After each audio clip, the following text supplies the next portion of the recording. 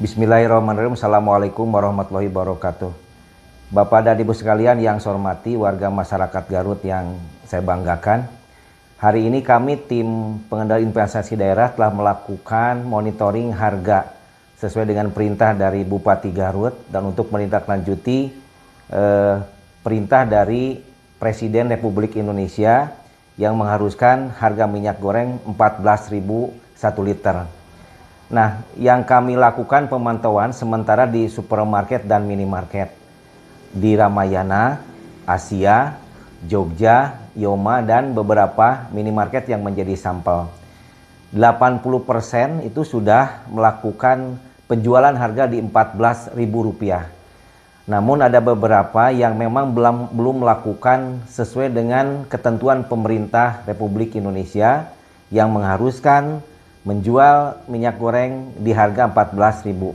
Nah, hari ini juga kami sudah melakukan teguran lisan dan kami lakukan selama 6 hari ke depan. Untuk pasar rakyat, pemerintah pusat telah memberlakukan bahwa akan dilakukan penyesuaian harga selama 6 hari. Jadi memang mulai hari ini sampai ke depan, harga yang ada di pasar disesuaikan dengan harga yang kemarin. Karena beda antara supermarket, minimarket, dengan pasar. Nah, pemerintah tidak mau merugikan para pedagang pasar. Oleh karena itu, akan menyesuaikan selama 6 hari.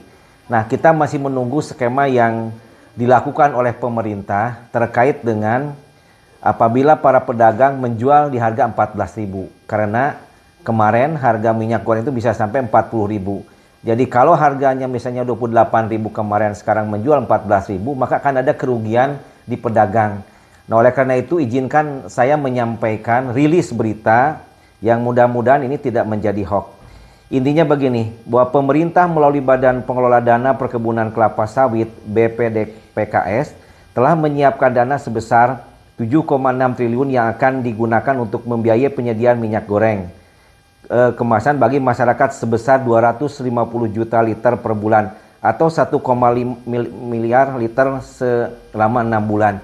Jadi dalam 6 bulan ini pemerintah pusat akan melakukan terus-menerus agar minyak goreng pada posisi stabil dan terjangkau oleh masyarakat.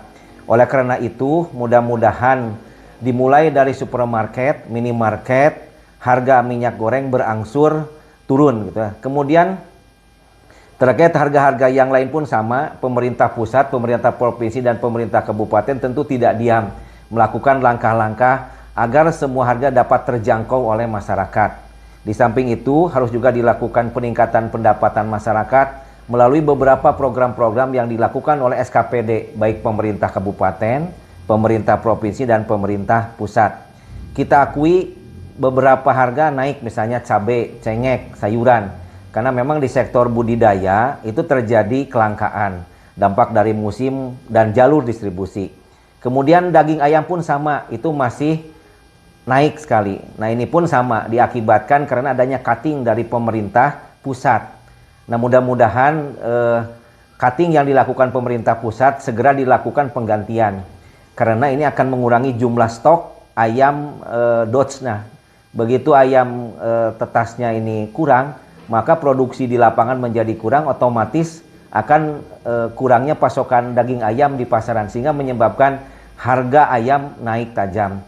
Nah, kita berharap bahwa tidak hanya upaya-upaya lahiriah, kita berdoa kepada Allah Subhanahu wa Ta'ala, mudah-mudahan apa yang dilakukan oleh pemerintah pusat, pemerintah provinsi, dan pemerintah kabupaten dapat membuat keputusan yang tepat sehingga harga menjadi terjangkau. Mudah-mudahan masyarakat bisa bersabar dengan langkah ini. Tentu di 6 hari terakhir ini di pasar-pasar, Bapak dan Ibu masyarakat Kabupaten Garut masih akan ada harga di atas 14.000 karena pemerintah melakukan penyesuaian harga selama 6 hari. Sedangkan untuk supermarket, minimarket bahwa mulai hari ini wajib di angka 14.000.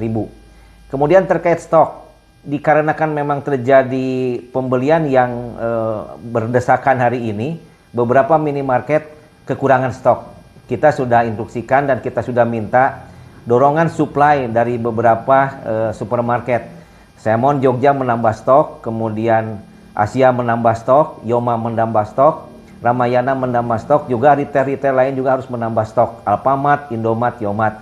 Hal ini dilakukan agar pelaku-pelaku usaha dan rumah tangga dapat melakukan aktivitas ekonomi dan rumah tangga dapat memberikan kehidupan kepada keluarganya dengan harga yang terjangkau.